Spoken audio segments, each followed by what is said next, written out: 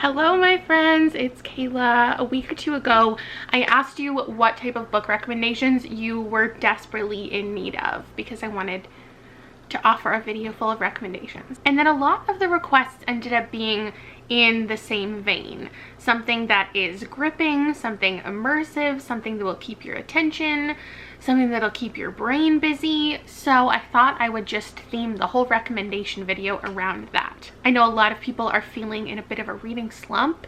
I relate, but I feel like I'm in a bit of a video slump. So I wanted to make this kind of a casual video where I'm not really trying to pitch you these books, but I'm organizing them into different things that I think are what can help get you out of a reading slump or something that will hold your attention and why. If you're new here and you're expecting what might sound like I'm about to recommend some spanning fantasy series, I don't read that. What I'm going to do is select the types of books I already read, maybe some already on your radar, and tell you which ones I think would be good at gripping you. Oh, wait, that sounded weird, but you know what I mean. I think we're gonna talk about like 50 books. It's a speed round. The first type of book that I find engaging and that keeps my brain active and busy are books that play with time. First up, I have to mention one of my favorite books of all time, Middle Game by Sean and McGuire. The concepts of quantum entanglement and the alchemical arts are things that will keep you very engaged. Also, books that I find hold my attention are books where I'm confused for 50% of the book. I don't know if that's a common feeling, but for me, books that I don't fully grasp the concepts and I'm lost, as long as they have a good payoff, those are the things that keeps my brain working. This is about twins, Roger and Dodger, who were created, and there are some timeline situations that give a lot of anticipation. Next on the list, Neverworld Wake by Marisha Pessl. This is a murder mystery. There's a character who died and then their friends have to find out what happened to them, and it's got sci-fi elements and time is played with in a really fun way because they have to keep reliving the same, not full day, but portions of their day until they find out what really happened. In a similar vein, I have The 7.5 Deaths of Evelyn Hardcastle by Stuart Turton, and this has to do with reliving the same day over and over again as well to solve the murder of Evelyn Hardcastle. But every single time this person wakes up and relives the day, they arrive in a different body at this party until they figure out what happened. Next up, I would definitely recommend This Is How You Lose the Time War by Amal El-Motar and Max Gladstone. This is a short book. When thinking about books that aren't boring and that keep your attention, I leaned a lot towards shorter books, but I wanted to challenge myself to think about longer books that still manage to keep you interested, like Evelyn Hardcastle and Middle Game. But there are a few short ones on this list. Even though this is quick to get through, I think that there's a lot of things to think about, maybe stop and ponder. There are sections you might want to read multiple times. I think this is conducive to the theme we're talking about because there's a time war, there are battling agents, and it's like a pen pal situation. But because you're just immediately dropped into the situation with not a lot of context, I think that's what keeps your mind active, is trying to figure out what world we're really living in and what is going on and putting all the pieces together. My last one for this category is Dark Matter by Blake Crouch. This is the perfect mix of sci-fi and thriller. It deals with alternate realities, and I think it introduces the concepts in a really palatable way. It's easy to understand, but it's just fast-paced and interesting and fun and very cinematic. It has a lot of really good visuals and you can totally picture the book while you're reading. The next style of book that creates a really immersive experience for me is one that mixes media. So the actual writing of the book and the organization of the book is what keeps you engaged. For example, Illuminae by J. Kristoff and Amy Kaufman. This has a lot of elements in it. It's written as a dossier. It has to do with warring, spaceships, planetary drama. There's a plague, there's romance, but the way that it's written and how things are constantly changing just is very engaging. Another example of the style the book is written itself is what keeps it engaging is Replica by Lauren Oliver. This is about two girls who are clones. I didn't realize how many sci-fi books I had, especially at the beginning of this list. So if you have any recommendations for me, especially in this genre, please let me know down below. But this book, you can read it in multiple different ways. So it's written from Lyra's perspective, and then you flip the book and it's from Gemma's perspective, and you can read the entirety of one girl's story and then the other, or it's written so you can go back and forth between chapters, which makes it really fun. Another Marisha Pessl book on my list, Night Film, also has that multimedia format. This is another murder mystery, and then it has documents that keeps you interested. And I feel like especially when you can see as you're reading the book, when things are upcoming that are documents and files, it makes you want to get there faster for those interesting elements. So I think that is very conducive to an immersive and engaging experience. And then a book I don't see very many people talk about that I thought was really fun is The Anatomy of Curiosity. It's by a trio of authors. There's a couple different books in short story collections in this series, but this one specifically are these short stories written by the authors, and then they dive into where the story kind of came from. So you get to experience the story, and then also there's notes of like how they came up with certain ideas, and they kind of review their own book, which is just really cool. And this bleeds into the next thing on my list, which is books that play with genre, because this one is like fantasy stories, but then also a book full of like writing tips, and it's a bit nonfiction. So some other books that play with genre include Black Girl Unlimited by Echo Brown.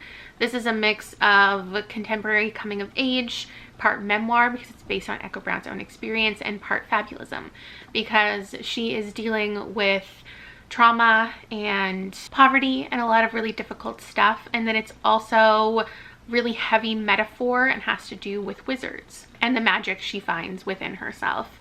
I think a lot of the requests I got were sad books. People wanted books where they could commiserate with the characters. I did get a lot of requests for happy books as well, but I just don't read enough of them. So as a quick aside, if you really want to just wallow and that is the way that you feel immersed into a story, my two like saddest recommendations besides Black Girl Unlimited, I would recommend Girls Burn Brighter by Shobha Rao. This is about two girls who basically spend years after being taken away from each other, coming together and finding each other again, and it's just difficult situation after difficult situation. My next one would be The First Time She Drowned by Carrie Clutter, which is just one of the saddest books I've ever read, about a girl dealing again with trauma and starting college and just not knowing where to go with her life. Coming back to the mix of genres, this is an equally difficult book to read. It's More Than This by Patrick Ness, which I always recommend people go into knowing nothing, which I guess is helpful to this video where I'm really not going into the synopsis at all anyway.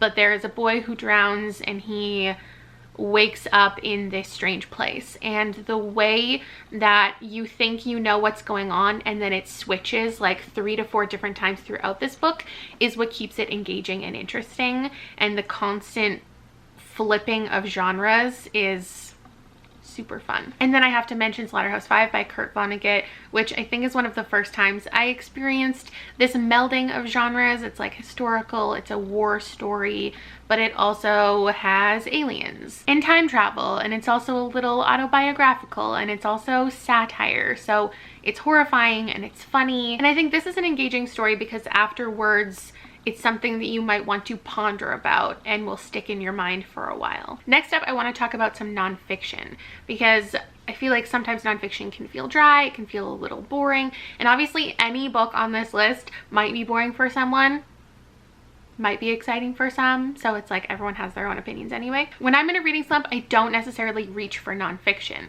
but what I think is helpful in nonfiction to be engaged with is when the person is writing something that they're really passionate about. I love when a book, I think I'll talk about some fiction books as well right after this, that when the character or the author is super passionate about a topic, I don't have to care about that topic in order to care about the book or to feel interested in the book. So 3 books that do this really well and that are also a mix of like memoir and just a topic are Dead Mountain by Donnie Eicher. This is the story of the Dyatlov Pass, where a bunch of experienced hikers went missing or died under mysterious circumstances. And it's his journey of finding out and interviewing different people to learn, and then it's also his theory about what really happened. Next up, Eating Animals by Jonathan Safran Foer is just about eating animals, different cultures of how people eat animals, how we understand and how we misunderstand different parts of the world and their history of consuming animals. And I just thought that was one of the most interesting nonfictions I've ever read. And lastly, I have How We Did It by Carl Subban, which is a memoir about his experience moving to Canada and being a principal and being a father, and also like a parenting style book about how he ended up with 5 successful children, 3 children in the NHL. And there's a lot of really interesting parenting tips in there and just thoughts from him, which is really cool. And I would recommend all 3 of these as an audiobook. I feel like if you're struggling to read in general, audiobooks are obviously really useful. And I prefer the ones that are narrated by the authors themselves, which those ones are. As far as fictional passion, I've got Valley Girls by Sarah Nicole Lemon, which is about a girl who is not sure where she belongs or what she's doing, and then suddenly is put into an environment surrounded by mountain climbers. She gets involved with these mountain climbers and ends up just loving it, and it's like a coming of age story. I don't care about learning bouldering and belays, but because of her discovered passion, I was really interested in what she was talking about. In a similar vein, The Song Will Save Your Life by Layla Sales is about a teenage girl who discovers her passion for DJing. This is a really dark book, what she's going through and how music saves her. Again, I don't care about DJing. I don't care about, you know, making rap part of my career, but On the Come Up by Angie Thomas is another one about music, that just reading about these characters and how they get through difficult times and how they take that and put it into music, and they're so passionate about it. It just makes for a really engaging story for me. Also, Watch Us Rise by Renee Watson and Ellen Hagen is one of my favorites. These girls' passion for changing their school and feminism and the trials they have to go through just to get what they want in life is really inspiring.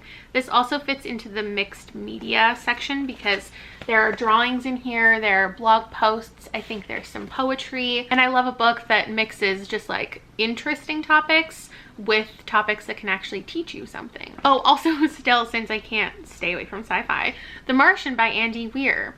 I know some people will say that this is dull for them. It's a lot of numbers, it's a lot of scientific stuff, growing things on Mars. But Mark Watney's passion for botany and his investment in his own survival is something that just was exhilarating to read and really kept me on edge and kept me interested. That one bleeds well into the next thing, which is books that allow you to be engaged beyond just the reading experience.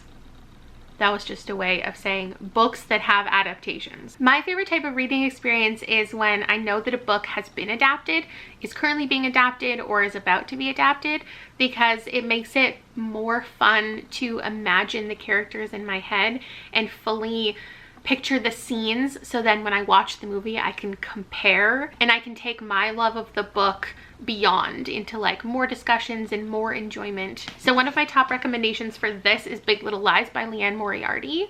Another theme actually that I don't have like a selection of books to discuss but probably span a lot of these titles is the idea of you knowing the ending of a book from the beginning.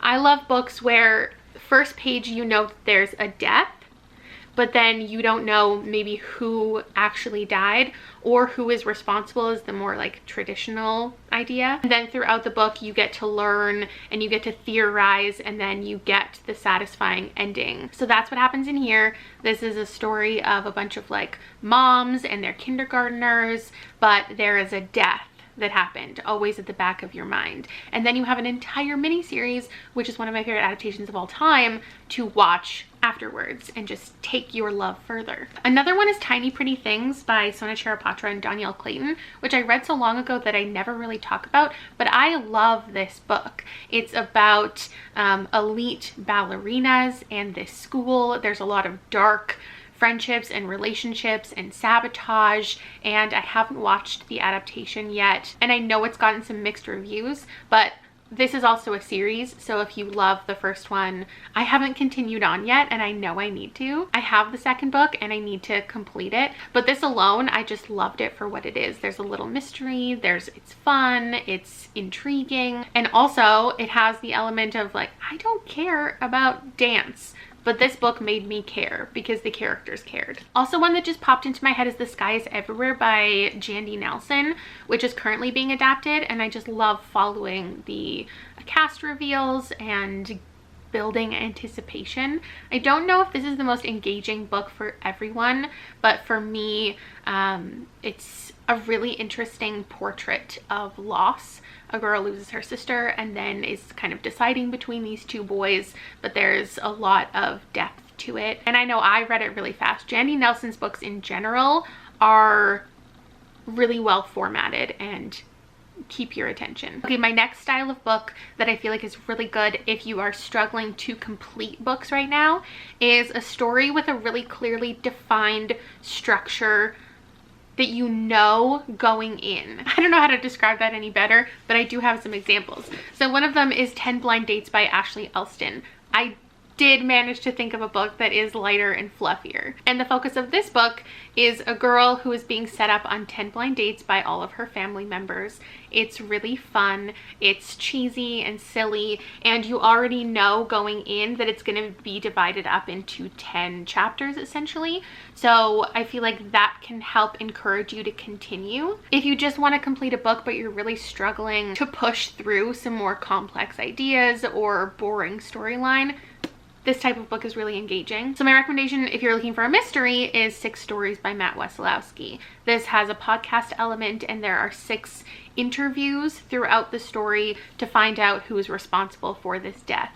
And like I said, it's divided up nicely and will, I think, help you feel accomplished, even if there are some stories or some dates that are a little more boring. You know that they're going to be over in a certain amount of pages and you can move on to the next kind of story. Obviously, anthologies are really helpful for this as well. If you want to read a bunch of short stories, Toil and Trouble is one of my favorites as of late, as well as His Hideous Heart. This one's going to come up again in just a second when we talk about reading familiar stories. But my last one for a really good structure is This Is Where I Leave You by Jonathan Tropper. This is about a family who's coming together to sit Shiva for their father who has passed. And you already know it's going to take place over 7 days, so you have really well organized dates and the plot is just constantly moving and keeping you interested. Also, this fits for the one about commiserating with characters, because these characters are stuck inside, as I know many of us are. And I know a lot of people are looking for escapist books right now, totally different from their current situation. But I know a lot of people are also looking for books where they can relate to the situation that's going on in here. Coming back to His Hideous Heart, the theme that works with this is the idea of familiar stories. If you're struggling to get into a new book, especially if you read a lot of fantasy and you're feeling overwhelmed by the magic system, or it's hard to get introduced to a whole new world, what I think retellings are good for is you already have an idea of what the story is. You have a good idea of the characters, you have a good idea of how it's going to end. You already know the moral of the story, but it isn't just rereading an old favorite, it's in a new, fresh way. So you're still experiencing something unfamiliar, but it's rooted in something you already understand. So these are retellings of Edgar Allan Poe stories.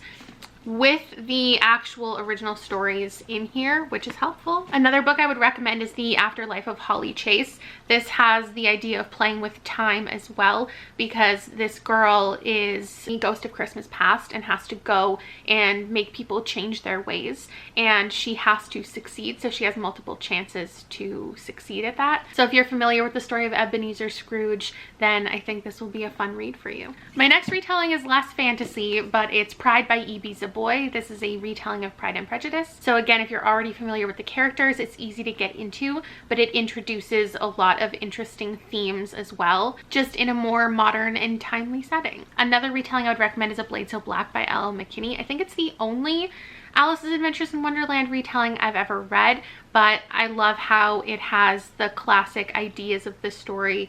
It's easy to read, it's familiar, but it introduces a lot of other ideas and thoughts that just makes it fun. And that one is a series as well, so if you love it and you want something to continue to interest you, you have more to read. The next style of book that I would recommend, especially if you're somebody who reads a lot of contemporary and is feeling in a bit of a slump or like nothing is really interesting you, is I would suggest reading something set in a different time. I think having to learn about how the world runs and exists in the past or the future is something really immersive for me. The first one definitely depends on your age, but We Ride Upon Sticks by Quan Berry is set in the 80s, and having all of these 80s influences is something that makes it really fun, and having to learn about and getting to see how life was during this time period is something that's really interesting. But then if you did exist in the 80s, it can be a nostalgic read, which is also something that I think is helpful to keep your attention. This also plays with genre because it is magical and about a coven, but is also just a coming of age story for this field hockey team. Actually, my next one pairs multiple genres as well.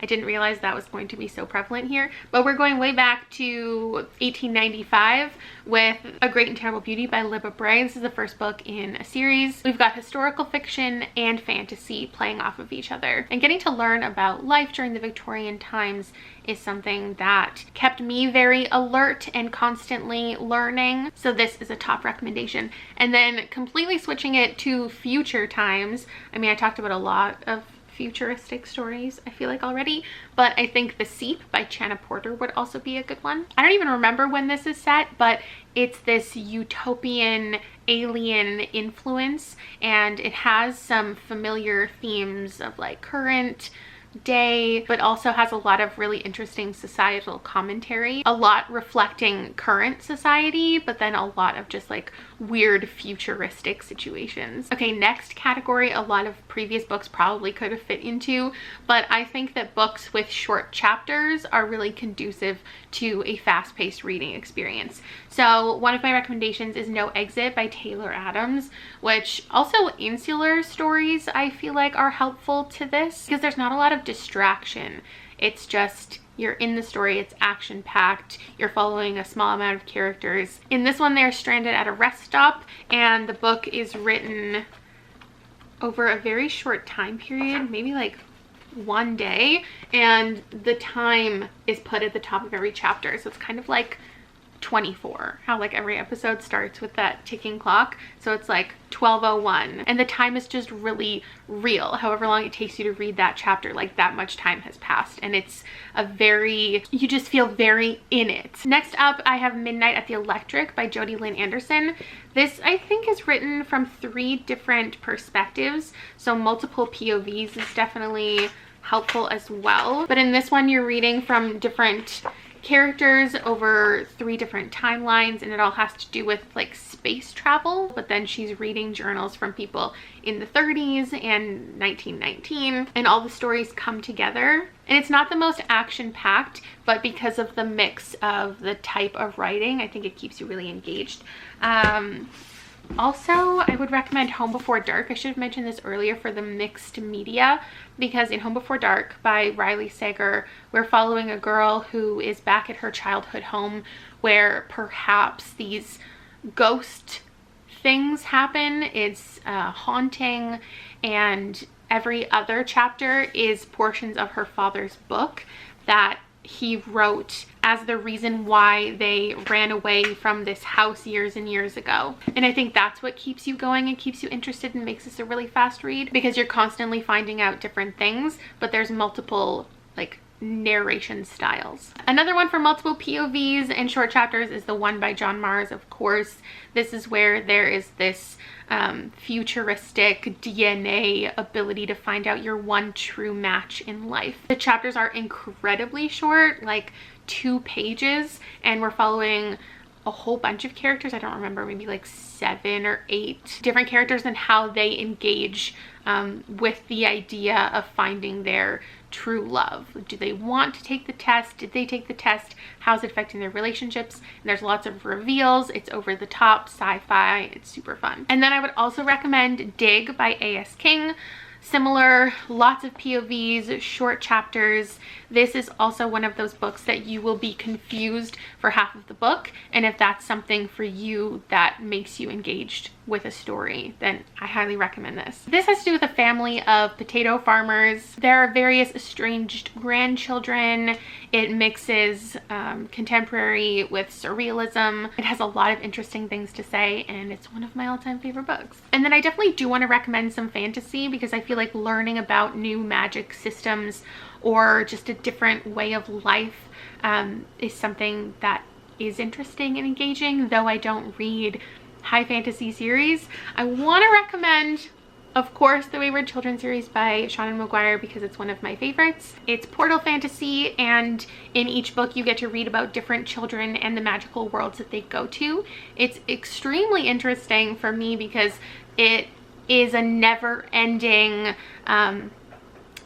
possibilities of the type of world that they're going to. There's a lot of really interesting explanations, and all the characters are super lovable and fun. Another one is The Wise and the Wicked, not high fantasy, but if you're looking for a standalone fantasy that's super interesting, I would recommend this by Rebecca Potus. In this family, your coming of age moment is when you have a vision of how you will be when you die. It's not about your death, but it's about the type of person that you are and the situation that you're in once you die. This family keeps journals of their visions, and no one is supposed to read it. And then we're following a girl who has an unexpected vision, and it's this whole conversation about can you control your fate. I also definitely want to recommend Girls of Paper and Fire by Natasha Young. This is a unfamiliar story for me that has to do with demons and castes, which I don't read a lot about, but there's a demon king and there's concubines and there's like human animal hybrids, and learning about this world is something that definitely kept my attention and kept me engaged. There's like a love story to follow, there's difficult stuff, there's joyful things, and it was just really fun and fast-paced. So those were my 50 or so recommendations for books that I feel are really engaging. You may have a different opinion. There's probably a ton of books that I haven't read, or styles of books that I don't traditionally read, that do all of those things. If you want to take all of the categories that I gave and try to think of a recommendation for each one, I would really appreciate it. I think that would be really fun if the comment section was full of immersive stories that hold your attention and you can complete easily. I think that means something different for everybody. In some cases that just means something light and fluffy and easy to read, but for some that means books that are complex and make you ignore reality. I hope you got something from this video. I talked about all these books before, but I think the combination of them might help somebody out there. So thank you very much for watching, and I will see you later. Bye.